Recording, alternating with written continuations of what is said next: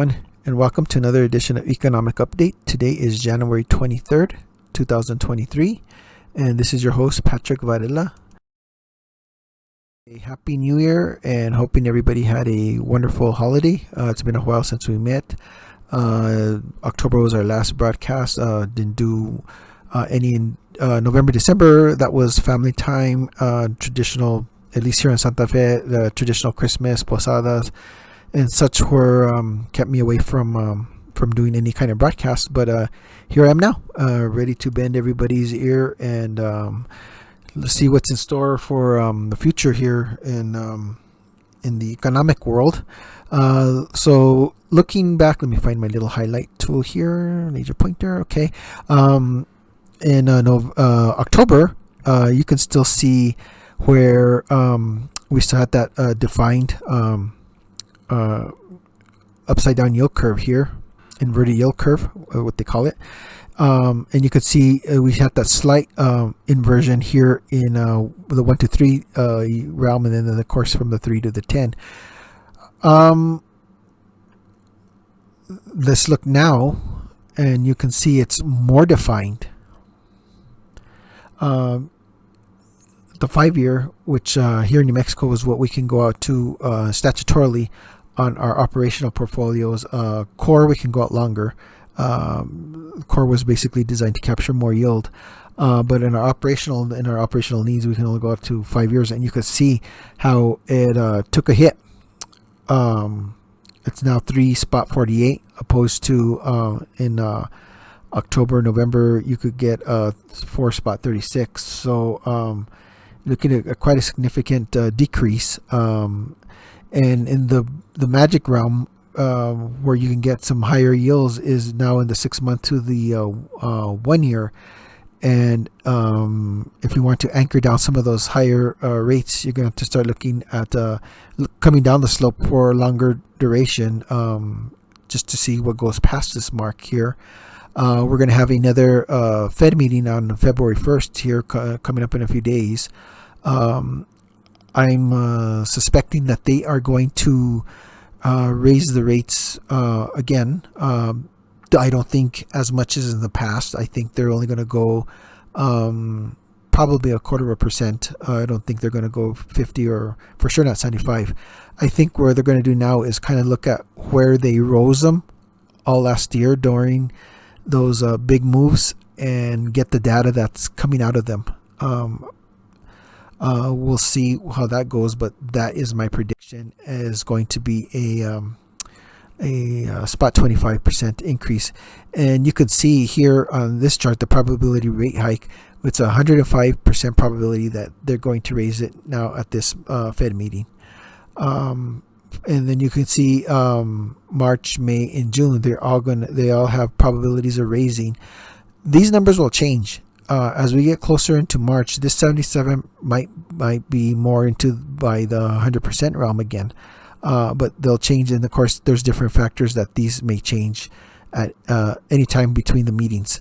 Looking at other places besides the U.S., the Canada's pretty well at 70%, 77%. Don't know if they're going to or not. Let's look at the Eurozone. You got 195% probability, and in Great Britain you have 185% probability that they're going to raise rates. And look at Eastern Europe. You got 232 probability, and then you got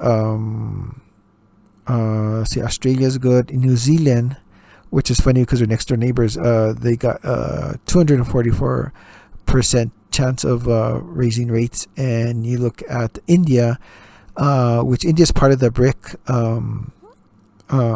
pact, so they are planning on going 153% chance of a probability of a rate hike.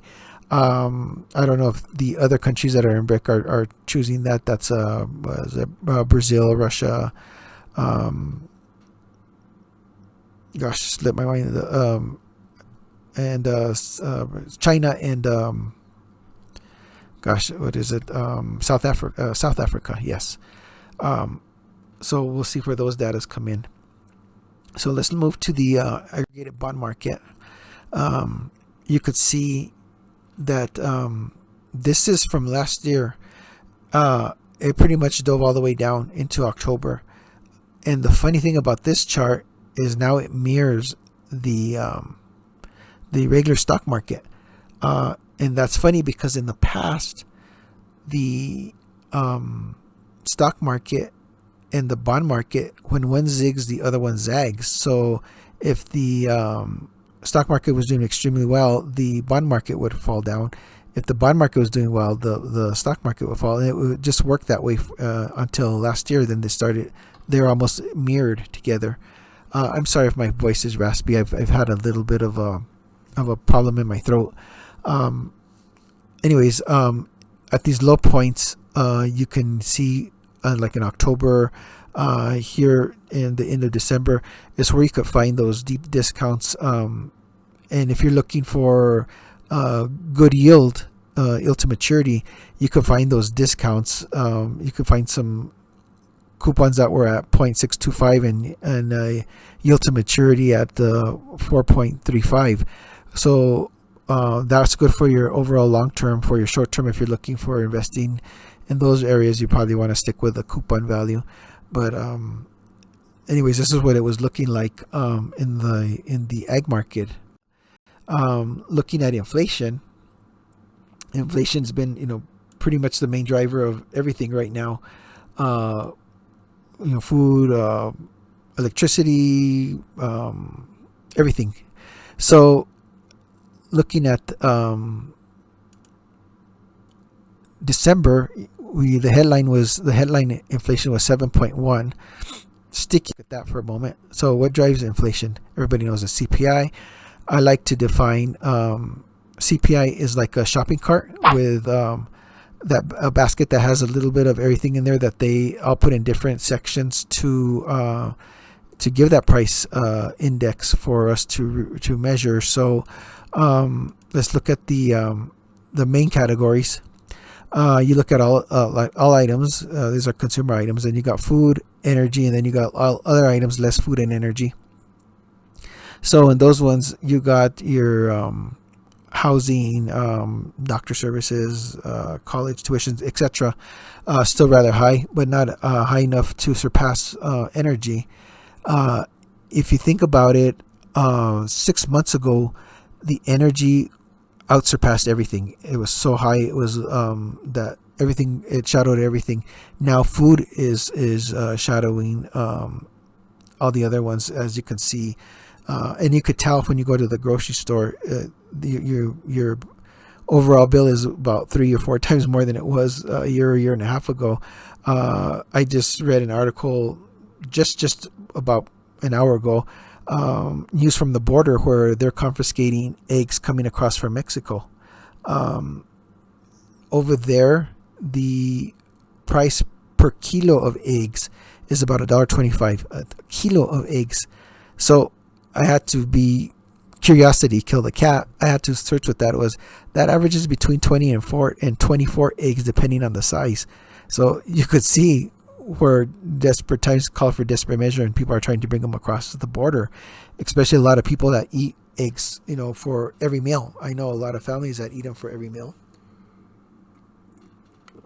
Excuse me, and that's where they're confiscating them at. So they're trading one white substance for another one, and they're trying to smuggle them in.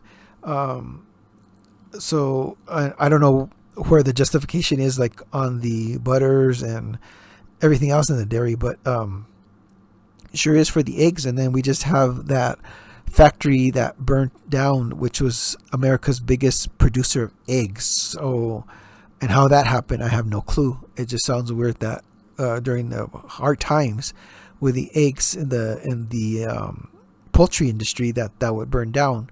Of course, the chicken and poultry prices and egg prices last year were pretty subject to the avian flu, but now let's see what happens with the egg producers, how it burned down and what it's going to affect us. I can bet you it's going to be quite substantial. So inflation facts: CPI still remains high. Food prices are still on the rise, as you can see. In Britain, they've reverted back to a 1970 style of spending, which means they're trying to get more out of less, and their spending habits are more associated to cost of living items such as food. Big ticket items, TVs, and etc. are not something that they're doing over there. So it's mainly food and necessities that they're going back to. Mortgage rates are over 6.25, which cooled the housing market and the building of the house market, because people cannot afford those rates. My parents back in the day, yes, they could. This was an excellent rate. I think their interest rate back then was 12 or 14%, which was normal back in those times. These times when millennials came into light and going through the last housing boom, or excuse me, the bust, I should say, not a boom, it was a bust. When the markets fell down, well, they were used to living in the environment of the 2-3% realm. Now 6% is just unheard of, and they're not going to go out for that. So those markets have decreased. The cost of living here in New Mexico went 12.78%. Most people get a 2-3% cost of living increase. So if that's all they got, they're 8% behind the 8 ball, and they're probably struggling in this environment. I personally think, for the meantime, that inflation has plateaued. And as I said, for the meantime, it has plateaued. Some of you may not be aware of it, but Xi Jinping left his palace for the first time in a long time in China to travel to Saudi Arabia to meet the Crown Prince Mohammed bin Salman, or Salmon, probably butchering it, but the Crown Prince. They solidified a deal with oil, so those CPI numbers in the energy might change again. And if they goes up high again in the demand, because they have already, the Arabs have already said they're going to cut back production on the output of oil. They want to see it's like 2 billion a day. That's going to affect us severely, in not only in our pockets with the fuel prices, but it's going to increase the food prices and the cost of good prices, because those items are brought by semi-trucks, and those semi-trucks use diesel oil, which is still pretty high. So those are going to reflect back again. So it could change really quick and get really bad here. So that's just some area that we need to, as consumers and as economists or money leaders, we need to be aware of that. These numbers can change really quick. Even though that there looks like there's some light at the end of the tunnel, it can change really quick by this joint pact that they just made. Again, here's the 30-year fixed mortgage rate. You're looking at 637. Mid price, high price on 11/3 was 7.35. That's pretty high. So you can see these numbers, how they reflected and how they cooled down the housing market pretty quick. Let's look now at employment. So we know now that 4.5 million jobs were added in 2022. Great number. Nobody can deny that. And those sectors that rebounded from those numbers in the government. So the black line is your private payrolls, and the red is the government. And you could see back just before the pandemic, where the government was outperforming the private payrolls. We had more employees, and then the bottom fell with the pandemic. And now this gap here is the difference between the private sector and the government. So in this white sector, governments have to come together and figure out how to attract and retain employees.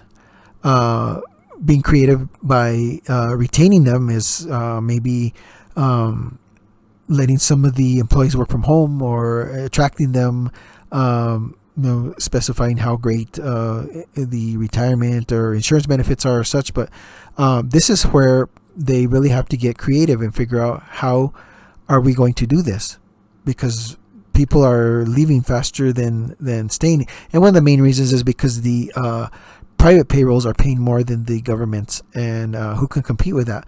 The main difference is people look at the front end, which they look at the money, but they're not literally looking at the security of retirement. So here in New Mexico, we have a para retirement fund. It's a pension fund, pays very well.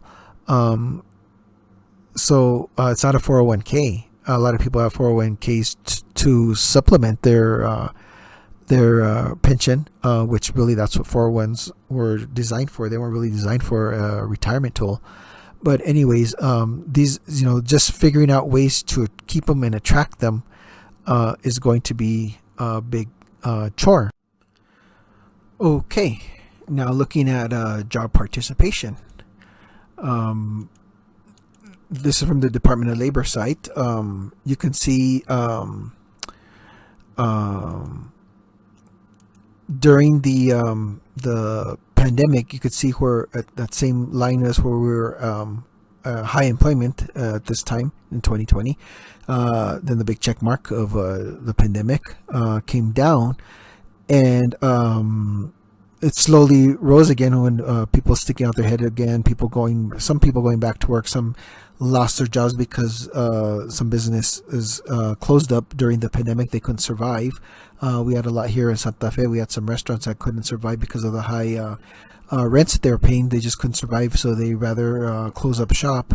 But then again, you have to look at the sectors, like in some government sectors, some people were asked to go early. A lot of the baby boomers that were close to retiring, they said, here, sir, here's your retirement package. If you want to take it, you can take you don't have to work till 2 more years. We'll give you your severance package, and you can feel free to go, since you only have 2 years left, and no telling how long this pandemic is going to last. A lot of people took it right away, and so those people aren't coming back. Others just left. They had problems finding jobs, and they found different ways to supplement themselves and figure out different ways to work. So they left the workforce. So there's a lot of problems here with those job numbers that they're announcing that they have vacancies for. If that's the case, they don't have the right amount to fill them. So I think once they get those numbers in and they figure out all this out, they're going to figure out really fast that the numbers are going to change. Some sectors are still lagging in the job participation.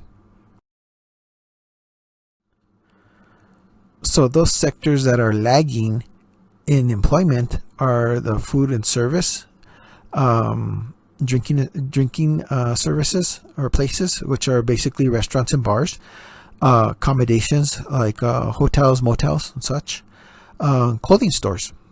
Of course, when you go to, and you can see this, and it's been going on for months.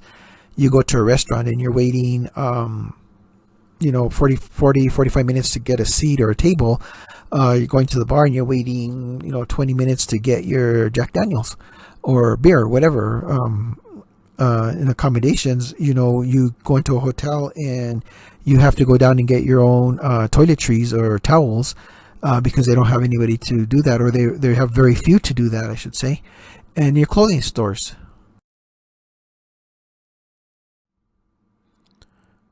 So where are all those workers now? Where did they go?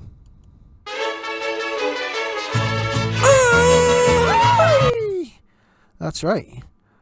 Those workers in those sectors went back to Mexico during the pandemic and have not returned. Not being political, but there was a migration policy put in place prior to the pandemic, which restricts a lot of these workers from coming back legally to work. So they're not coming back for a long time. And a lot of them that went back, they found out that maybe they don't have to come back after all, because all these years they had been going on Fridays and putting money at the Western Union and sending it back home, and now they're finding that they have enough money to live. And let's face it, America isn't very hospitable anymore. And Neil Diamond's song, "Everybody's Coming to America," that's not the case now. They're not coming really here like they used to. So a lot of these workers were the ones that are the backbones of those sectors, especially the construction workers. Those workers were the most skilled at concrete, bricklaying, frameworking, and such. And a lot of them, at least here in New Mexico, our chili industry rely heavily on those workers to pick our chili for us. And I'm pretty sure this goes along in several different states as well. So this is a big problem too. This is where those vacancies come in play. And looking at the country worldwide, this is what it looks like.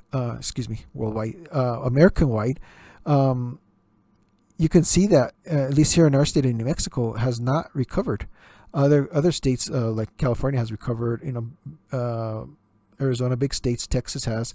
But look at some of the other ones like New York, Pennsylvania, Illinois, Minnesota, Wisconsin, Illinois. All in those big factory states have not really recovered. So yeah, we're making headways, but again, factors can come in play this year that can set us back. And I've already mentioned it. You never know what comes around the corner. I don't think a lot of people know how close we are to World War III. That can be a big effect on everything. So it just depends how things pan out, and tread lightly, as they say. This came up today. I was reading this. Is the U.S. recession near? I've been saying this for several months. I feel that we have been in a recessionary period since about August. I just think that nobody has been brave enough to say, yes, we're in a recession. And of course, if somebody says it, doesn't mean it's going to be lights on or lights off in the whole world go to havoc. But I think it's going to be, I think we're in one, and I think the recession is going to be in segments, and I think it's going to be choppy, and I think it's going to be for a while. Right now, I think they're finally going to say, wait a minute, we have all these job openings, but nobody's filling them. So they're going to look at that and then start looking at the numbers. I think the credit industry is in a lot of trouble, and that might be another sector. So it's going to be tricky, and it's going to be it's going to take time to see how this is going to pan out. Time can only tell, but for me, I've been telling people, yeah, I think we are. I do say we're in a recession. I just think it just needs to come from somebody in the upper brass to say, yeah, we are. So investing in this environment, how we do it. So first of all, we'll look at the dot plot from December. You could see in 2022, they ended at 4.35 effective Fed rate. Now in 2023, they're saying it's going to be about 5.10, 5.15.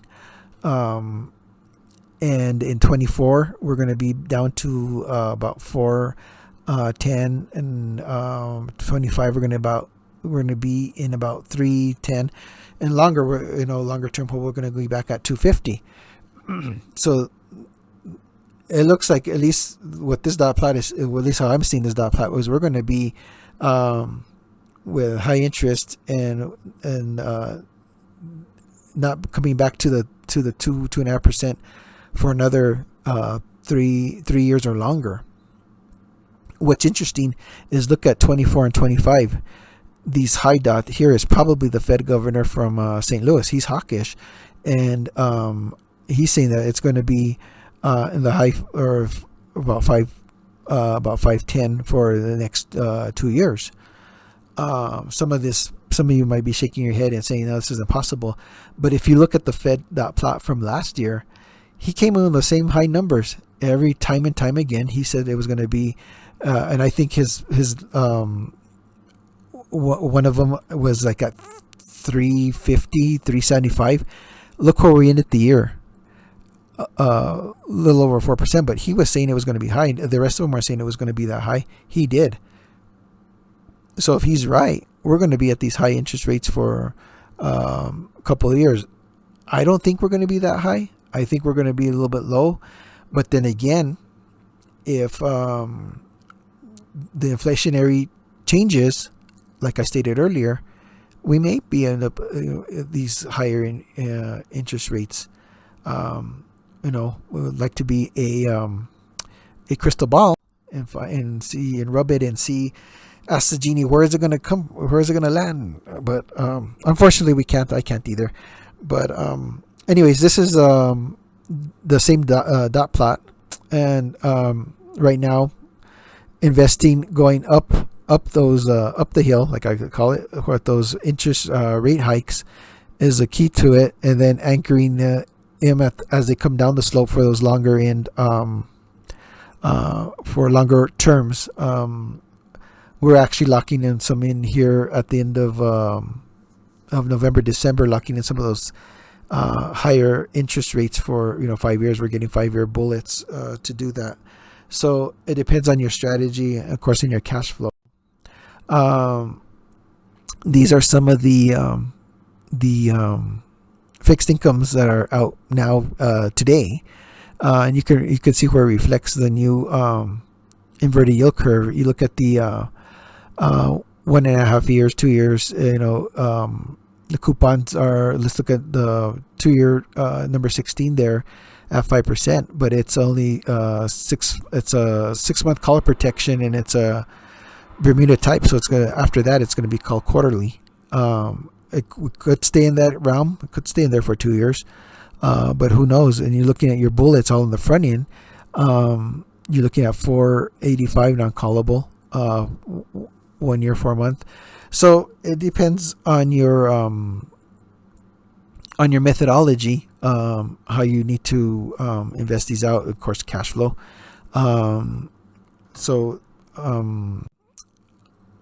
It's all up to, I guess, the individual and what they need them for. Are they looking for a yield, or are they looking for cash flow? So those are the big questions that are always that you have to ask yourself. So investing strategy, short-term strategy. We're investing in short-term treasuries, broker CDs, 6 months to 5 years, not callable. Make sure you don't get double FDIC numbers, because you can only have one of those FDIC, and it can be quite tricky. I think I believe it's Discover Bank has multiple ones, but some of them have the same FDIC number, so you have to be careful of that. 1 to 3 year fixed income with or without call options to include short-term steppers, and then we're getting the 3 to 5 year bullets to anchor those higher interest rates. We're probably going to be shortening those down to 2 years, but even at that, we can still hold down those higher interest rates for the time being. So again, it has been a pleasure talking with you. Again, I'm Patrick Varela, and I'll be narrating another one of these for next month. Hope everyone is doing well, and God bless. Thank you.